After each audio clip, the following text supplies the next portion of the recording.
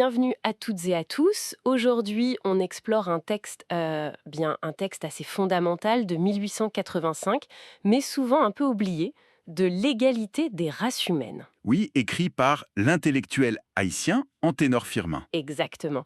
Et notre idée, c'est de voir comment Firmin, en pleine période de racisme dit scientifique, comment il a utilisé l'anthropologie, en fait, pour démonter les théories qui hiérarchisaient les races. C'est tout à fait ça. Faut se remettre dans le contexte de l'époque, hein.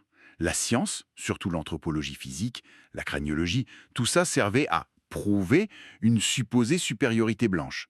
Et Firmin, lui, il attaque ça de front, Il attaque les méthodes mêmes. comme la mesure d'écran, hein. Précisément. Il questionne la validité de mesurer des crânes pour juger de l'intelligence. Il prend les travaux de Paul Broca, une sommité à l'époque, et il montre les variations, les contradictions même, dans ses propres chiffres. Euh, selon les séries de mesures pour un même groupe. Ah oui! Donc il pointe les failles méthodologiques, en quelque sorte. Voilà, il montre que les résultats ne sont pas stables, qu'il y a des biais énormes dans l'interprétation. Et il suggère que ce qui explique les différences, c'est pas la race, c'est plutôt des facteurs sociaux, l'éducation, l'environnement. D'accord. C'est là qu'il propose son anthropologie positive, une approche qui regarde le potentiel humain, l'influence du milieu, pas juste classer les gens selon leur physique. Donc, le point central pour lui, ce n'est pas une question de biologie figée, mais plutôt... Les conditions de vie, la liberté? Absolument. L'environnement social et surtout, oui, la liberté, c'est crucial dans son raisonnement. Il prend Haïti comme exemple. Il explique comment l'esclavage puis l'instabilité politique ont pu être des freins. Mais il affirme que dès que les conditions de liberté sont là, eh bien le potentiel de la race noire, intellectuelle et morale, peut s'exprimer pleinement. C'est une perspective puissante et il va plus loin que la critique des méthodes. Il s'attaque aussi à des préjugés très spécifiques, je crois, hein, sur les populations métisses, par exemple. Oui, tout à fait.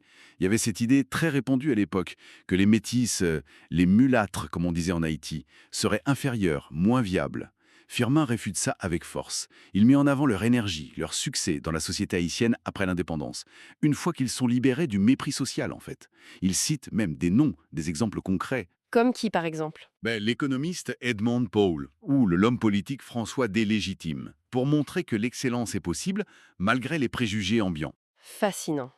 Et il ne s'arrête pas là. Il utilise aussi l'histoire pour étayer son propos. Exactement. Pour contrer cette idée de supériorité blanche innée, il revisite l'histoire ancienne. C'est assez audacieux. Il s'appuie sur des auteurs anciens, comme Hérodote, et sur l'étude des monuments égyptiens. Et il argumente que la civilisation égyptienne, qu'il voit comme la source des cultures occidentales, était une civilisation noire, de type éthiopien, dit-il. Ah oui, quand même. C'est une affirmation très forte pour 1885. Il retourne complètement l'argument. L'Antiquité, souvent vue comme blanche, aurait des racines noires profondes. Ça sape l'idée d'une hiérarchie naturelle des civilisations. C'est exactement son objectif. Montrer que le génie humain est universel, que toutes les races partagent ce même potentiel intellectuel, moral. Les différences qu'on observe dans les réalisations, pour lui, elles ne sont pas innées. Elles sont liées aux circonstances, à l'histoire, à l'accès à l'éducation. Et bien sûr, toujours, à la liberté. Il prend Toussaint Louverture comme exemple éclatant. Le leader de la révolution haïtienne. Oui, un génie politique et militaire exceptionnel, selon Firmin. La preuve vivante du potentiel de la race noire au plus haut niveau. Et il étend même sa critique au canon de beauté, si je me souviens bien. Oui. Oui, même ça. Il conteste l'idée qu'il y aurait un seul standard de beauté, celui de l'Europe. Il dit que la beauté existe dans toutes les races, que c'est une question d'harmonie, d'expression, d'intelligence qui se lit sur un visage, plus que de couleur de peau ou de traits spécifiques.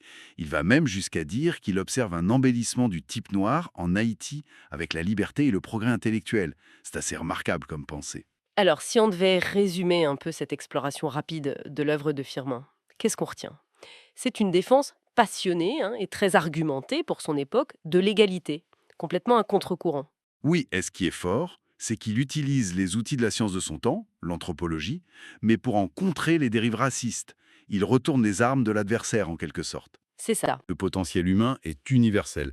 Ce sont les conditions qui font la différence. Les conditions sociales, politiques, éducatives. Elles permettent ou empêchent ce potentiel de s'exprimer. Juger un groupe sans tenir compte de ça, c'est une erreur fondamentale. Une erreur intellectuelle et morale, comme il le dit. Et ça nous laisse peut-être avec une question pour la suite, non?